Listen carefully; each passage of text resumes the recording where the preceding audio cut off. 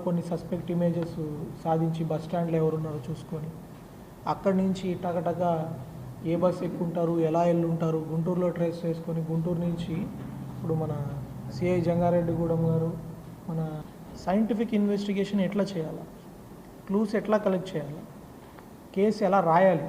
పోలీసులు ఏమి బ్రహ్మాండంగా అందరిని అరెస్ట్ చేసి తీసుకొస్తారు, చంద్రమండలం మీద ఉన్న వాడిని పట్టుకొని తీసుకొస్తారు. కానీ మాకు ప్రాబ్లం ఎక్కడ ఉంటుంది, ఆ కేసు సరిగ్గా రాసిన కేసుని కరెక్ట్గా వాదించి, ఎందుకు ఆ వాదించేటడికి రాసిన అతను ఉండడు, పట్టుకున్న అతను ఉండడు, ఎవరో ఒక ఆయన ఉంటాడు. అందుకే కోర్ట్ మానిటరింగ్ సెల్ ఇంపార్టెంట్. వాళ్ళందరినీ ఎక్కడెక్కడో ఉండిపోయినా కూడా వాళ్ళందరినీ మళ్ళీ పిలిపించి వాళ్ళతో మాట్లాడి ఆ కేసులో ఎందుకు ఎవరు ఏం చేశారని ఒకసారి మళ్ళీ కలెక్ట్ చేసుకొని కోర్టులో కరెక్ట్గా రిప్రజెంట్ చేయాలి. ఇంకోటి ఏంటి, ఎంత త్వరగా ట్రయల్ జరిగితే అంత మంచిగా విక్టిమ్స్ చెప్తారు, అంతే కదా. ఈ పాప 5 ఏళ్ళు, ఈ పాపకి 2 ఏళ్ల లోపల ఈ కేసు అంతా 2 ఏళ్ళు కదా, ఆమెకి వెంటనే చెప్పింది కదా. ట్రయల్ జడ్జిమెంట్ రావడానికి టైం పట్టింది, కానీ ఆమె వెంటనే 6 నెలల లోపల అట్లా ఆమె సాక్ష్యం వచ్చేసింది. సాక్ష్యం వస్తే వాళ్ళు బాగా తెలుసుంటారు, కన్ఫ్యూజ్ అవ్వరు, తర్వాత వేరే వేరే భయాలు ఉండవు.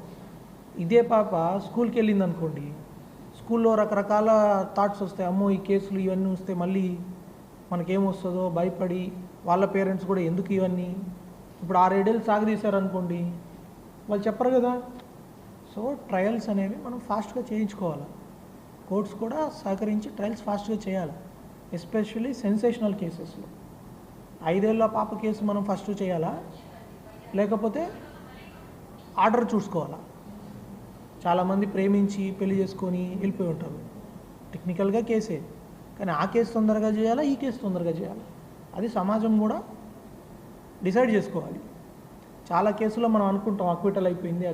ఎందుకు అక్విటల్ అయిపోతుంది, మనం కేసుని ప్రయారిటైజ్ చేసుకోవాలి. సమాజం కూడా ఏ కేసుకి మనం, ఇప్పుడు నిర్భయ కేసు ఉంది, ఇంకొక కేసు ఉంది, ఇలాంటి కేసులు సమాజంలో మీరు కూడా పెద్ద హెడ్లైన్ రాస్తారు కదా, అట్లాంటి కేసుల్ని మనం ముందుగా ట్రయల్ చేసుకొని కోర్ట్స్ కూడా మనకి చక్కగా సహకరించారు జ్యుడిషియరీ. అట్లా ఇంకా ఇప్పుడు 2 ఏళ్ళు పట్టింది.